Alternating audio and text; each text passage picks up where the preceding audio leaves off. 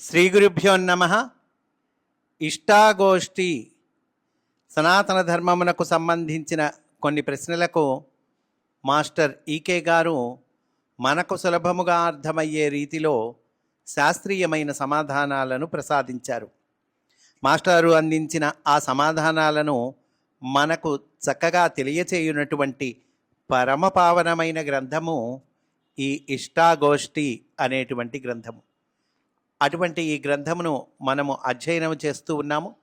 అందులో భాగంగా పురాణాలు సైన్స్ అనే అంశంలోనికి మనము ప్రవేశిస్తూ ఉన్నాము.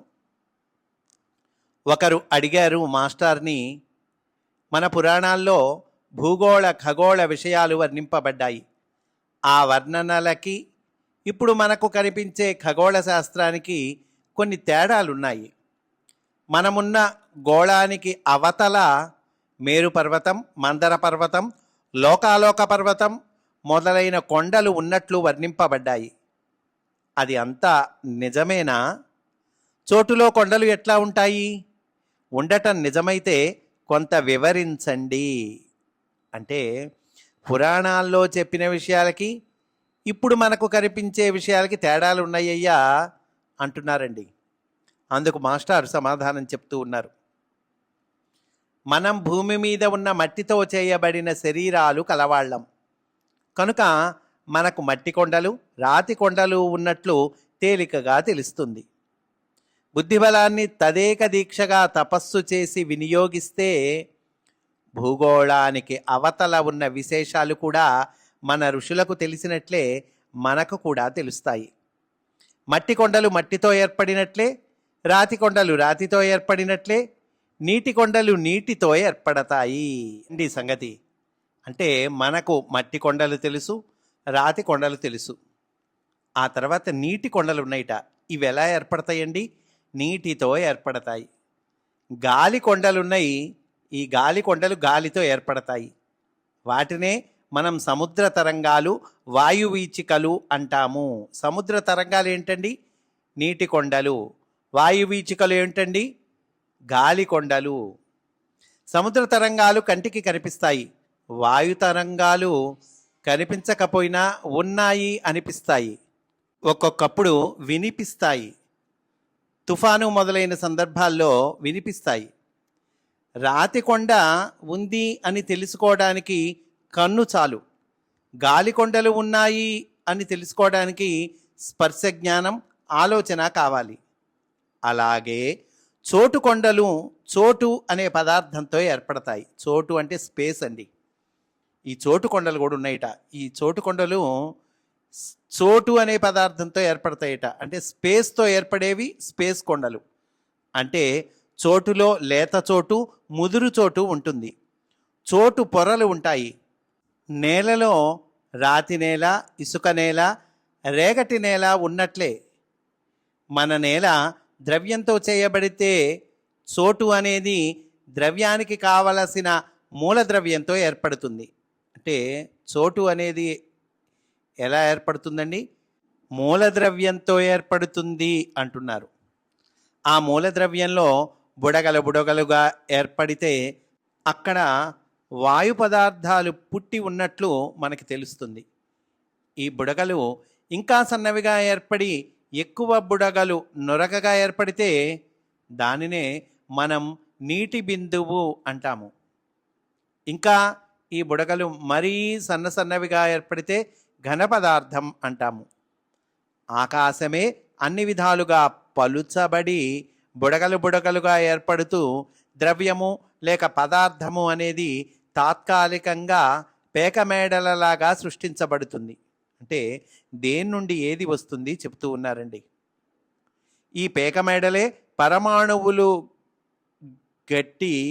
పరమాణువుల గట్టి మట్టి నేల మీద చీమల పుట్టలు పెట్టినట్లు ఆకాశపు నలుసులు కదలటం మొదలుపెట్టి ద్రవ్యాన్ని పుట్టలు పెడతాయి. దానితో ఆకాశభూతం నుండి మిగిలిన 3 భూతాలు అంటే వాయువు, జలం, పృథివీ పుడతాయి. ఇవి పుట్టడానికి జరిగే ఆకాశపు నలుసులు కదలికనే అగ్ని అంటారు. అంటే ఆ నలుసుల కదలికనే అగ్ని అంటారండి. అంటే మనకి ఉపనిషత్తుల్లో కూడా చెప్పారు కదండి, ఆకాశాద్వాయు వాయోరగ్ని అగ్నేర్ ఆపహ అభ్యపృథివీ పృథివ్యాం ఓషధయ, ఇట్లా వరస ఉంది కదండి. దాన్ని కూడా మాస్టర్ వివరిస్తున్నారు. అది కొంత కదలిక తగ్గట మొదలుపెట్టాక మన మెరిగిన వేగం అనబడుతుంది. దానిలో నుంచి మన మెరిగిన వేడిమి, వెలుగు, విద్యుత్తు, అయస్కాంత శక్తి మొదలైన శక్తులు పుట్టాయి. దేనిలో నుండండి? అగ్ని అన్నారుగా. ఆ అగ్ని కొంత కదలక తగ్గట మొదలుపెట్టాక ఈ వేగం అనబడుతుందట, మన మెరిగిన వేగం అనబడుతుందట. దానిలో నుండి ఇవన్నీ వస్తాయి, వేడిమి కానీ, వెలుగు కానీ, విద్యుత్తు కానీ, ఈ శక్తులన్నీ వస్తాయండి. ఇలాంటి మార్పులు పుట్టిన చోటు, పుట్టని చోటు అని రెండు విధాల చోటు ఉంటుంది. చోటు అంటే మళ్ళీ చెప్పుకున్నాక స్పేస్, రెండు రకాలుగా ఉంటుందట. ఈ మార్పులు పుట్టిన చోటు ఒకటి, పుట్టని చోటు ఒకటి. పుట్టిన చోటుని ఆకాశం అన్నారు పూర్వులు. ఇంకా పుట్టని చోటుని మహత్తు అన్నారు. ఇదండి ఆకాశానికి మహత్తుకి తేడా అర్థం కావాలి. మహత్తులో నుంచి అహంకారం సూక్ష్మజీవులుగా పుట్టి ఇండి పనులు చేస్తుంది. మనం చోటులోకి అనంతంగా ప్రయాణం చేస్తున్నామనుకోండి, అప్పుడు ఈ వెలుగు మొదలైనవి పుట్టిన ఆకాశపు దిబ్బలలో నుంచి పుట్టని మహత్తు దిబ్బలలోంచి దాటుకుంటూ వెడుతూ ఉంటాము. కానీ పుట్టిన దిబ్బలో వెళ్తున్నప్పుడు మనం ఉంటాం. సూర్యుళ్ళు, సౌర కుటుంబాలు, గ్రహాలు, మన భూమి, నదులు, అరణ్యాలు, కొండలు, మేడలు అన్నీ ఉంటాయి. మహత్తు దిబ్బలోకి ప్రవేశించిన క్షణంలో ఇవేవి ఉండవు. అంటే ఆకాశపు దిబ్బ, మహత్తు దిబ్బ రెండు రకాలు ఉన్నాయి అనుకుందాం అనుకోండి. ఈ ఆకాశపు దిబ్బలో ఈ మనకు కనిపించేటువంటి, మనకు అర్థమైనటువంటి, మనకి తెలిసినటువంటి ఇవన్నీ ఉన్నాయండి. ఏవండి? సూర్యుళ్ళు ఉన్నాయి, సౌర కుటుంబాలు ఉన్నాయి, ఆ ప్రతి సౌర కుటుంబానికి గ్రహాలు, ఉపగ్రహాలు ఇవన్నీ ఉన్నాయి కదండి. అలాగే మన భూమి, నదులు, అరణ్యాలు, కొండలు, మేడలు ఇవన్నీ ఆకాశపు దిబ్బ. దీని నుంచి దాటి వేరే దిబ్బ వస్తుంది. ఏంటది? మహత్తు దిబ్బ అంటున్నారు. ఏంటండి మహత్తు దిబ్బ ఆకాశం దిబ్బకి తేడా ఏంటి? మొదట్లోనే చెప్పారు మనకి. ఈ మార్పులు పుట్టిన చోటు, ఈ మార్పులు పుట్టని చోటు అన్నారు. కనుక మహత్తు దిబ్బలోకి ప్రవేశించిన క్షణంలో, అంటే మనం ప్రయాణిస్తున్నాం అనుకోండి, ఆకాశపు దిబ్బ దాటాము, మహత్తు దిబ్బలోకి ప్రవేశించాము. ఆ ప్రవేశించిన క్షణంలో ఇవేవి ఉండవు. అంటే ఈ సౌర కుటుంబాలు కానీ, గ్రహాలు కానీ, సూర్యుళ్ళు కానీ ఇవేమి ఉండవటండి. అన్నీ కరగిపోయి మహత్తుగా మారిపోతాయి. అంటే మనం ఉండం.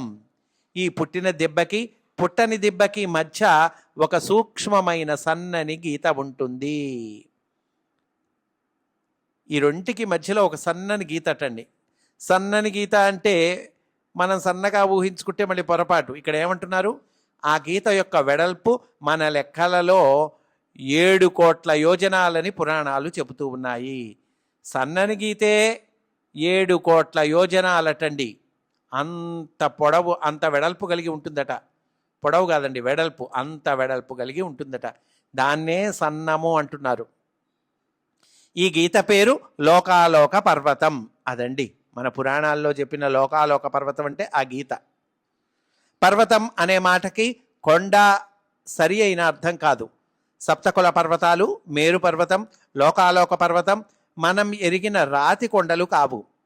పర్వతం అంటే కణుపు. పర్వతం అంటే కణుపుగా విభజింపబడిన భాగం అని అర్థం. వెదురుగడ మీద కణుపులున్నట్లు, గుమ్మడికాయ మీద, బీరకాయ మీద గీతలున్నట్లు ఈ పర్వతాలు ఉంటాయి. కొన్ని వేల సౌర కుటుంబాల గుంపు ఒక ఆకాశపు కొండ మీద తేలుతూ ఉంటుంది. ఆ కొండ చుట్టూ కొంత దూరంగా లోకాలోక పర్వతం ఒక రింగులాగా ఉంటుంది. దానికి అవతల మహత్తు దిబ్బలు ఉంటాయి. వాటిలో కొంత దూరం పోయి చూస్తే మళ్ళా అక్కడ కూడా ఆకాశపు దిబ్బలు, అందులో సౌర కుటుంబాల గుంపులు ఉంటాయి. అందుకనే మన పురాణాల్లో, ముఖ్యంగా భాగవతం 6వ స్కందంలో మన భూమండలం దగ్గర నుండి మొదలుపెట్టి గ్రహమండలాన్ని వర్ణిస్తూ సూర్యమండలాన్ని కూడా వర్ణించి ఇన్నింటికి అవతల లోకాలోక పర్వతం ఉన్నదని వర్ణించారు. దాని రేఖనే ఒక బ్రహ్మాండ కర్పరం అన్నారు. ఆ కర్పరం అంటే కోడిగ్రుడ్డు డిప్ప లాంటి డిప్ప, కొబ్బరికాయ పెంకు లాంటి పెంకు. కోడిగ్రుడ్డు డిప్ప కోడిగ్రుడ్డుతో చేయబడినట్లే ఈ బ్రహ్మాండ కర్పరం బ్రహ్మాండం చుట్టూ ఉన్నటువంటి భాగము.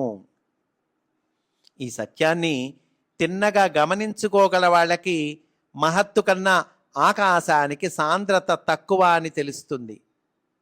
అలాగే ఆకాశం కన్నా వాయువుకి, వాయువు కన్నా జలానికి, జలం కన్నా ఘన పదార్థానికి సాంద్రత తక్కువ, అంటే డెన్సిటీ తక్కువటండి. దేని నుంచి దేనికి తక్కువ చెప్పారు మనకి. ఆకాశం కన్నా వాయువుకి డెన్సిటీ తక్కువ, వాయువు కన్నా జలానికి డెన్సిటీ తక్కువ, జలం కన్నా ఘన పదార్థానికి డెన్సిటీ తక్కువ. కానీ సామాన్య శాస్త్ర దృష్టి దీనికి వ్యతిరేకంగా ఉంది. బుద్ధిని ఉపయోగిస్తే ఈ సూక్ష్మం తెలుస్తుంది. గట్టి మట్టి నేల కన్నా చీమలు పుట్టపెట్టిన నేల డొల్ల కదా.